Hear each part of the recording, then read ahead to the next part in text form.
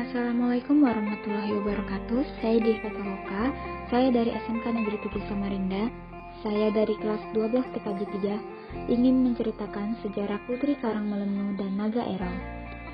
Di zaman dahulu, sepasang suami istri tinggal di sebuah kampung yang disebut Melanti, Bulu Dusun. Suaminya juga menjadi petinggi kampung, sementara istrinya bernama Babu Jarima.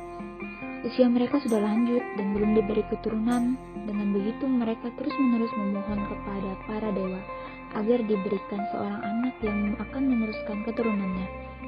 Suatu hari cuaca sangat buruk, bahkan hujan turun terus-menerus selama 7 hari 7 malam. Petir menyambar-nyambar, berganti dengan gemuruh ditemani angin kencang.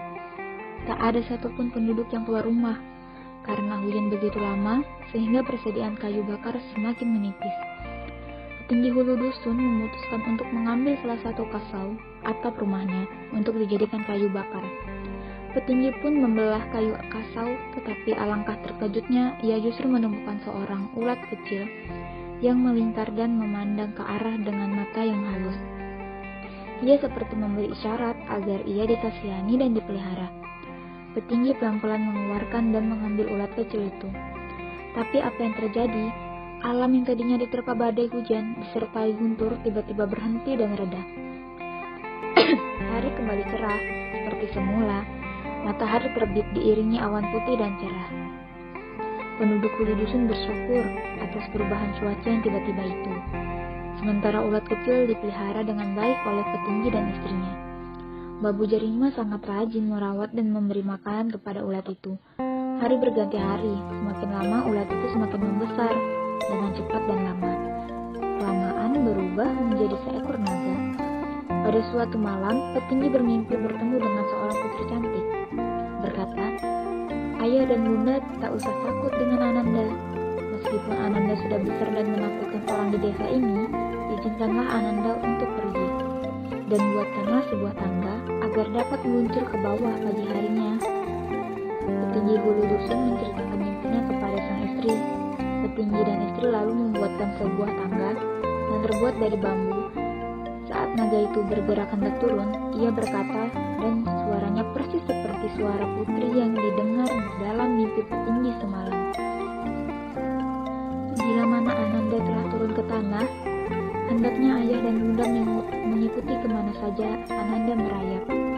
Di samping itu, Ananda minta agar ayahanda membakar wijen hitam serta ditaburi tubuh Ananda dengan beras kuning.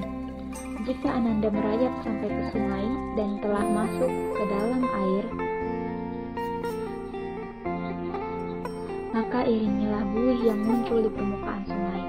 Sang naga pun merayap, menuruni tangga itu sampai ke tanah, dan selanjutnya menuju ke sungai dengan diiringi oleh petinggi dan istri.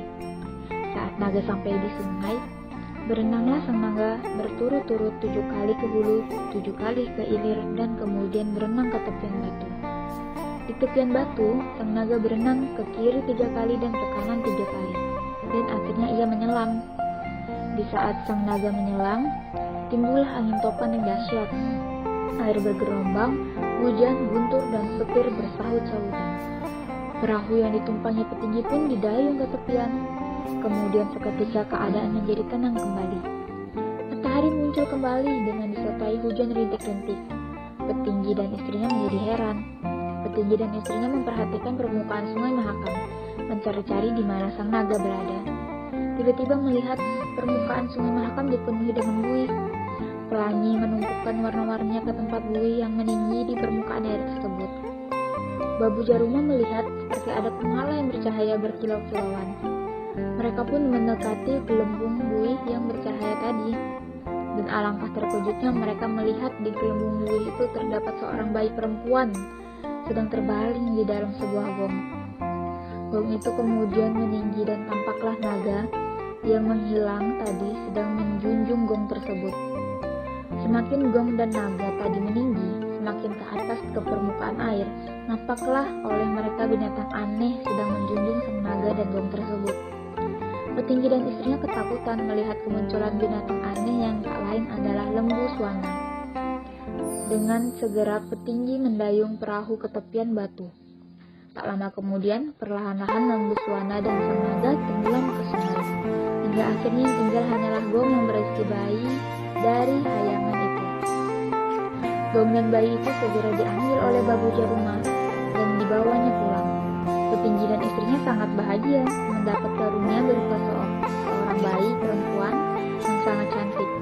Bayi itu lalu dipelihara dan sesuai dengan mimpi yang ditunjukkan oleh mereka, maka bayi itu diberi nama Putri Karang Melengkung.